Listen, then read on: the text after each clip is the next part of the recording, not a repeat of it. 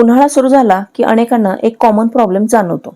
थोडं जरी उन्हात फिरलं तरी लघवी करताना जळजळ होते, वारंवार लघवीला जावं लागतं, डार्क युरिन होते, कधी कधी ओटीपोटात दुखू लागतं. याला आपण साध्या भाषेत उन्हाळी लागणं असं म्हणतो. त्यामुळे आजच्या व्हिडिओमध्ये आपण पाहणार आहोत उन्हाळी लागण्याची कारणे नेमकी काय आहेत, हा त्रास का होतो आणि यावर घरगुती उपाय कोणते आहेत जे हा त्रास कमी करतात. तर सर्वात आधी लघवीला जळजळ का होते ते आपण समजून घेऊया. लघवी म्हणजे आपल्या शरीरातील वेस्ट प्रोडक्ट्स बाहेर टाकण्याची प्रक्रिया आहे. जेव्हा शरीरात पाणी कमी होतं म्हणजे डिहायड्रेशन होतं, तेव्हा लघवी अधिक कॉन्सन्ट्रेटेड होते, म्हणजे लघवीत सॉल्ट्स आणि टॉक्झिन्सचे कॉन्सन्ट्रेशन वाढते. हे कॉन्सन्ट्रेटेड लघवी जेव्हा युरिनरी ट्रॅक मधून जाते तेव्हा त्या भागाला इरिटेशन होतं आणि त्यामुळे जळजळ जाणवते. यात मुख्य कारणांचा विचार केला तर डिहायड्रेशन हे एक कारण आहेच. यात उन्हाळ्यात घाम जास्त येतो, त्यातच पाणी पिण्याचं प्रमाण ही जर कमी असेल तर शरीरातील पाणी कमी होते आणि जळजळ सुरू होते. उन्हाळ्यातील हे डिहायड्रेशन कसे रोखावे आणि बॉडी हायड्रेटेड कशी ठेवावी यासाठी एक ऑलरेडी लॉंग व्हिडिओ बनवलेला आहे. त्याची लिंक डिस्क्रिप्शन मध्ये दिलेली आहे, ती तुम्ही पाहू शकता. दुसरे महत्त्वाचे कारण आहे युरिनरी ट्रॅक इन्फेक्शन, UTI, म्हणजेच आपल्या मूत्रमार्गात झालेला संसर्ग. यामध्ये किडनी असेल, युरेटर असेल, ब्लॅडर किंवा युरेथ्रा असेल, या युरिनरी सिस्टीमच्या कोणत्याही भागात बॅक्टेरियल ग्रोथ दिसत असेल तर त्याला UTI म्हणतात. नॉर्मल कंडिशनमध्ये आपण पाणी पुरेसं पितो आणि नियमित लघवीही करतो, तेव्हा हे बॅक्टेरिया युरिन सोबत बाहेर निघून जातात. पण प्रॉब्लेम कधी येतो जेव्हा आपण पाणी कमी पितो, लघवी जास्त वेळ रोखून ठेवतो, हायजीन नीट ठेवत नाही, तेव्हा बॅक्टेरिया बाहेर न जाता आतच वाढू लागतात आणि इन्फेक्शन तयार होते. अशा वेळी लघवी करताना तीव्र जळजळ होते, वारंवार लघवीला येते, युरिन क्लाउडी होते, त्याची दुर्गंधी येते, काही वेळा तापही येतो. त्यानंतरचे मुख्य कारण म्हणजे जास्त मसालेदार किंवा आम्लयुक्त पदार्थांचे सेवन. यामुळे युरिन ऍसिडिक बनते आणि इरिटेशन वाढते. त्यानंतरचे कारण आहे लघवी रोखून ठेवणे, बराच वेळ लघवीला न जाणे, यामुळे सुद्धा बॅक्टेरिया वाढण्याची शक्यता असते. त्यामुळे आता पाहू उन्हाळ्यात लघवीची जळजळ कमी करण्यासाठी कोणते खात्रीशीर उपाय करता येतील. पहिला उपाय म्हणजे भरपूर पाणी प्या.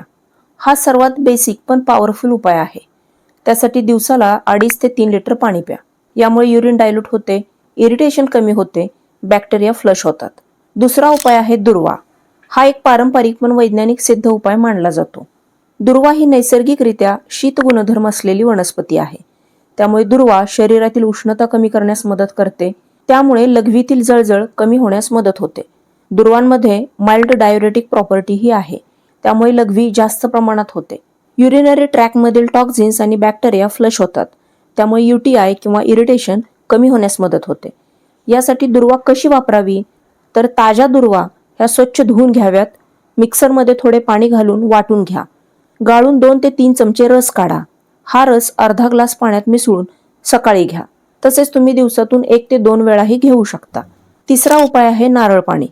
उन्हाळ्यात लहान मुले असो वा वृद्ध यांना उन्हाळी लागत असतील किंवा उन्हाळी लागण्याचा त्रास होऊ नये यासाठी 1 ग्लास फ्रेश नारळ पाणी घ्या आणि त्यामध्ये चिमूटभर वेलची पावडर घाला आणि प्या.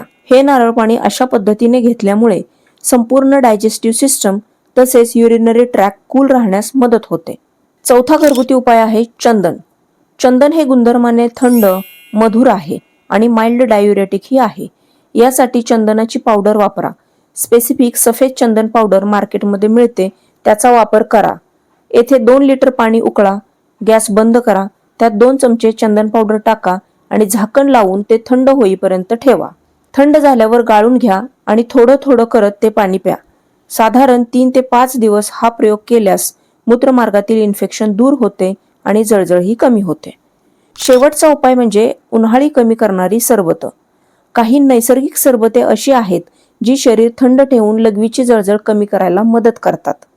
पहिलं सरबत आहे धने सरबत. धन्यामध्ये नॅचरल कूलिंग प्रॉपर्टीज असतात, जे युरिन इरिटेशन कमी करायला मदत करते, युरिन फ्लो ही वाढवते, त्यामुळे टॉक्झिन्स फ्लश होतात.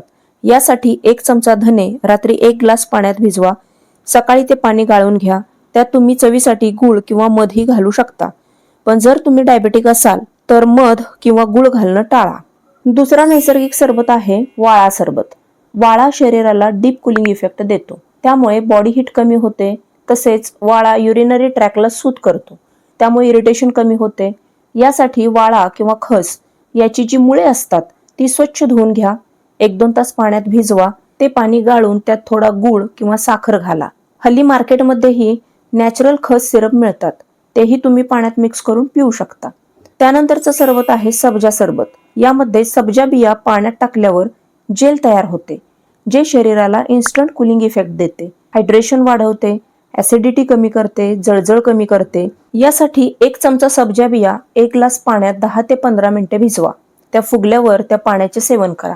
शेवटचं सरबत आहे गुलाब सरबत. गुलाबामध्ये नॅचरल कुलिंग आणि कामिंग इफेक्ट असतो, जो बर्निंग सेन्सेशन कमी करण्यास मदत करतो. बॉडी हीट कमी होते आणि डिस्कम्फर्ट ही कमी होतो. यासाठी 1 ग्लास थंड पाण्यात 1 ते 2 चमचे गुलाब सिरप घाला. चांगले मिक्स करा आणि त्याचे सेवन करा. शक्यतो नॅचरल किंवा होममेड गुलाब सिरप वापरा. त्यात एक इम्पॉर्टंट गोष्ट अशी की ज्यांना डायबिटीज आहे त्यांनी सरबतात साखर, मध किंवा गूळ घालणे टाळा. आर्टिफिशियल कलर्स आणि इसेन्स असलेली सरबते घेणेही टाळा. पॅकेज्ड ड्रिंक्सही टाळा. शक्यतो घरच्या घरी फ्रेश सरबत बनवा, कारण ही सरबतं फक्त रिफ्रेशिंग नाहीत, तर शरीर हायड्रेट ठेवून कुलिंग इफेक्ट देतात आणि लघवीची जळजळ कमी करण्यास मदतही करतात. तर हे सर्व झाले घरगुती उपाय. पण हे उपाय केल्यावरही काही चुकीच्या सवयी बदलल्या नाहीत तर प्रॉब्लेम परत उद्भवू शकतो. तर त्या चुकीच्या सवयी कोणत्या? पाणी कमी पिणं, जास्त चहा कॉफीचे सेवन, जास्त तिखट तेलकट पदार्थ खाणं, लघवी रोखून ठेवणं, हायजीनकडे दुर्लक्ष करणं. कारण उपायांपेक्षा सवयी बदलणं जास्त महत्त्वाचं आहे. पण जर काही स्ट्रॉंग सिम्पटम्स दिसत असतील, जसे की खूप जास्त जळजळ होते, वारंवार लघवी येते, ताप आहे, लघवीतून रक्त पडतंय, तेव्हा लगेचच डॉक्टरांचा सल्ला घ्या. थोडक्यात उन्हाळ्यात उन्हाळी लागणं म्हणजे लघवीला जळजळ होणं. हे बहुतेक वेळा डिहायड्रेशनमुळे होते. त्यामुळे भरपूर पाणी प्या, शरीर हायड्रेट ठेवा आणि सिम्पटम्सकडे दुर्लक्ष करू नका.